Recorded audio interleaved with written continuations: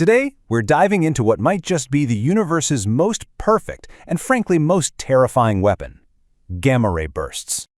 Just imagine, for a second, a threat hurtling towards us from the depths of space, moving at the speed of light. As our source material puts it, it could strip away our ozone layer in seconds, without any warning. There's no time to get ready, there's no defense. Just poof, the silent, instantaneous end of our planet's most critical shield. All right, so what is this invisible force? What are we actually talking about here? Let's break down the science behind this cosmic superweapon. What we're dealing with is something astronomers call a gamma-ray burst, or a GRB for short. And really, the only way to describe its effect on a planet like Earth is as an invisible death beam. Okay, let's try to wrap our heads around the sheer power we're talking about. A GRB is, simply put, the most powerful explosion we know of, period. Think about the entire 10 billion year life of our sun. All that energy. A GRB unleashes more than that in just a handful of seconds. It's a scale of energy that's almost impossible to comprehend. So here's how it would all go down.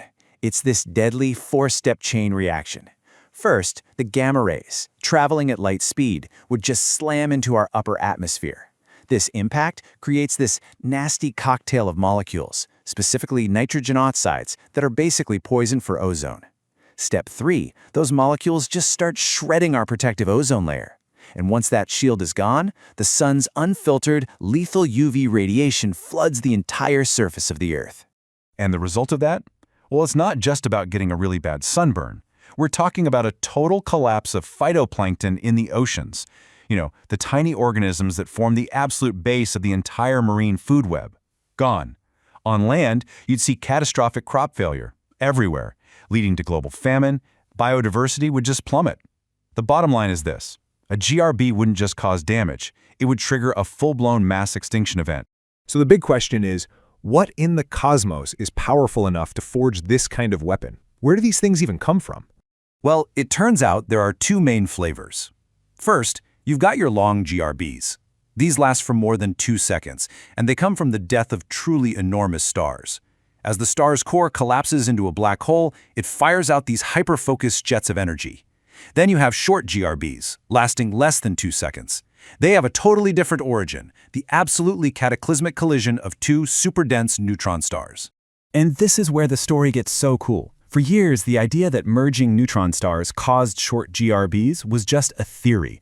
But in 2017, we didn't just see it happen, we felt it. Our detectors picked up gravitational waves, actual ripples in the fabric of space-time, from two neutron stars crashing into each other. And just seconds later, our telescopes saw the gamma-ray flash from that exact same spot. It was this incredible moment that proved the theory right. The story of how we even found out about GRBs is wild. It has nothing to do with looking at stars, at least not at first. It's a story that comes straight out of a Cold War spy thriller. So back in the 1960s, the US had these satellites called Vela. Their job was to watch for any secret nuclear bomb tests from the Soviet Union. But the satellites started picking up these bizarre, incredibly powerful flashes of gamma rays that definitely weren't from Earth.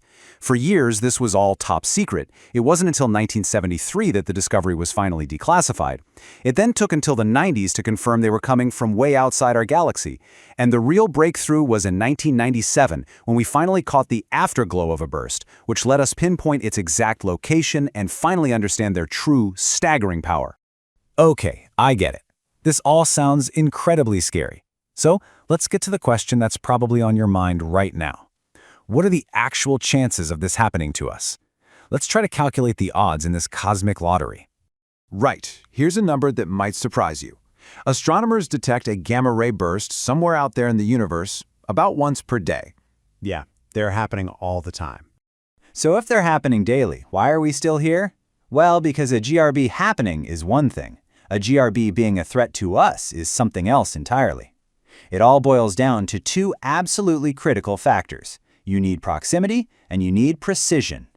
Luckily for us, we've got a few cosmic shields. First is distance. To be a real threat, a GRB has to happen within a few thousand light years, which is pretty close, cosmically speaking. Second is location. We happen to live in a quiet, suburban part of the Milky Way, far from the city center where all the massive burst-producing stars hang out. But the biggest shield of all is alignment. That death beam is incredibly narrow, like a cosmic sniper rifle. It would have to be aimed perfectly, directly at our tiny little planet. So you go from one happening every day in the whole universe to the estimated rate of one happening close enough to us in our own galaxy to be dangerous. And that number is more like once every few million to maybe even a billion years. The odds suddenly look a whole lot better. But, and there's always a but, isn't there? Low odds don't mean zero odds. And some scientists think it might have actually happened before.